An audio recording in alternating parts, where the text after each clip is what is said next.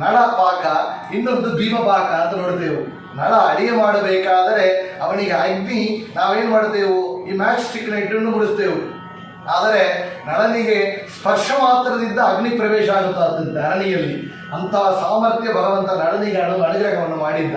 ಇನ್ನು ಹೇಳ್ತಾರೆ, ಒவ்வೊಂದು ಪದಾರ್ಥಗಳಲ್ಲಿ ಅಭಿಮಾನಿ ದೇವತೆಗಳು, ಉಪ್ಪು, ಸಕ್ಕರೆ, ಹುಳಿಸೆಯನ್ನು ಆ ಅಭಿಮಾನಿ ದೇವತೆಗಳು ಬಂದು ನಳನಿಗೆ ಅನುಗ್ರಹ ಮಾಡುತ್ತಾ ಅವ ಕೈ ಹೆಚ್ಚು ತೆಗೆದ್ರೂ ಸೇರಿ, ಕೊಂಚವಾಗಿ ತೆಗೆದ್ರೂ ಸೇರಿ ಸರಿಯಾದ ಪ್ರಪೋರ್ಷನ್ನಲ್ಲಿ ಅದು ಅಡಿಯ ಪದಾರ್ಥ ತಯಾರಾಗಿತ್ತಂತೆ. ಅದು ನಳನಿಗೆ ಮಾಡಿದ ಅನುಗ್ರಹ ಅಂದರೆ ಇಲ್ಲಿ ಭೀಮಸೇನ ದೇವರು ಪಾಕ ಮಾಡಬೇಕಾದರೆ ಜೀವೋತ್ತಮರು ಅವರು ಏನೊಂದು ಅನುಸಂಧಾನ ಮಾಡಿರಬೇಕು.